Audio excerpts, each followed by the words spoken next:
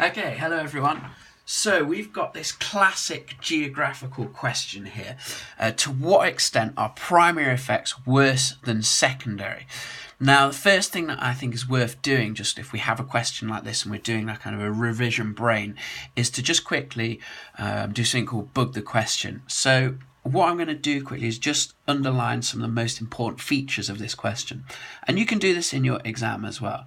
So the first thing is to what extent. Now, some of you, certainly in my class, should have seen a to what extent question a few times before. And this is basically asking you to be evaluative. So to what extent, so sometimes we can say something like, to how much are primary effects worse than secondary? Okay, I've kind of run out of space here to write, but essentially to what extent are primary effects worse than secondary? Now, a few years ago they asked this and they put some images of two hazards that we saw. One was an earthquake and the other was something else. But ultimately, this is the kind of a really classic question that comes up in exam.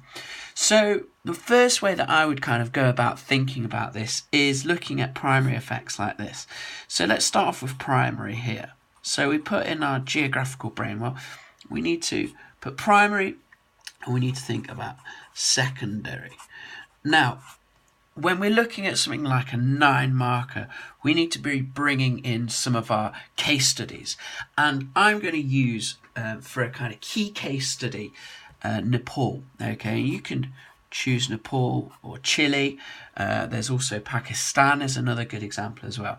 Now, Nepal, the earthquake happened early on in 2015. Okay, so important to realise that. Now, let's have a quick look at some of the primary effects.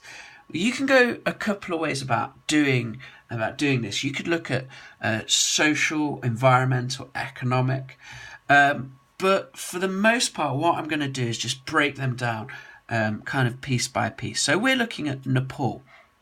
Now, we could say just straight away for Nepal that a primary effect of the earthquake was that over 9,000 people died. Okay, that's our initial primary effect, which has a huge implication on things like our social, social and economic consequences. And we also know that 3 million people were made homeless. Okay, so we put 3 million homeless, and overall 8 million people were affected by the earthquake. I went in 2016, so a year afterwards, and was able to witness firsthand a lot of the impact of that. Another good example, another thing we should be looking at, 7,000 schools destroyed. Okay, sorry, let's put that in there. Sorry guys, schools destroyed. Okay, so we're starting to build up quite a big picture of the impacts that primary hazards have, so that kind of initial first wave of destruction that's caused. And then finally, and I think this is worth just noting as well, that, I don't know where to put this, let's pop it here, that it caused about $5 billion worth of damage straight away. Okay, so we're getting a good picture of the impacts of the primary. Now, to what extent? It's asking you to be evaluative. Okay, so let's have a quick look. What I'm going to do is do this classic drawing that I like to do for evaluative questions. I'm going to put a 0 here, and I'm going to put a 10 here. Now, we'll come back to this after we've had a quick look at our secondary effects. Okay, so our secondary effects in Nepal, one of the big one that happened was an avalanche. Okay, and that killed 19 people. Okay, so a relatively big impact in Nepal. 19 people killed.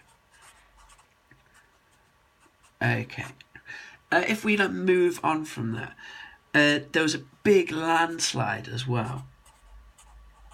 A landslide in a place called Kali, or the Kali Gandaki River.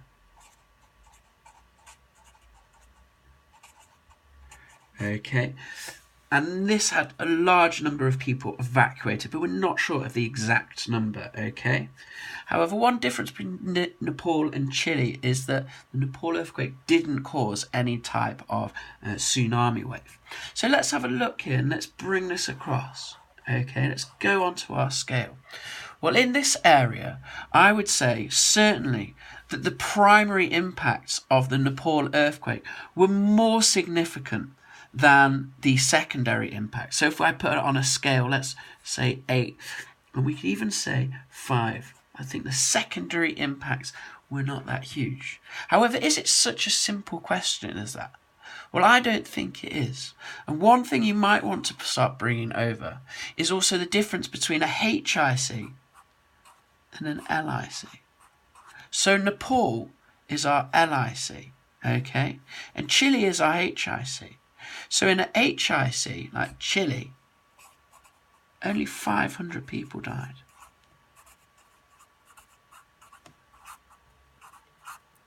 Whereas in Nepal, 9,000 died.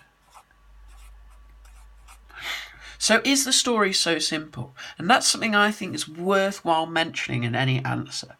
That it is dependent on whether a country is an HIC or an LIC as to whether the primary impacts are so bad.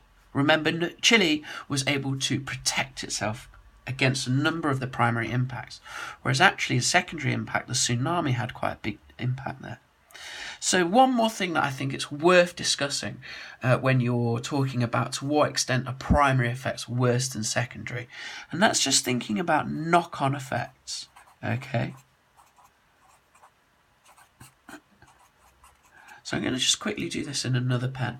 And we've looked at some of these knock-on effects in my classes before, and they're extremely important for those of you who want to get into those 7, 8, 9 mark areas, okay? So if we think, for example, 7,000 schools were destroyed. Oh, sorry guys, schools destroyed. Now, you could signpost it and say the knock-on effect of this was students not in school, and if we think about in the future, this could impact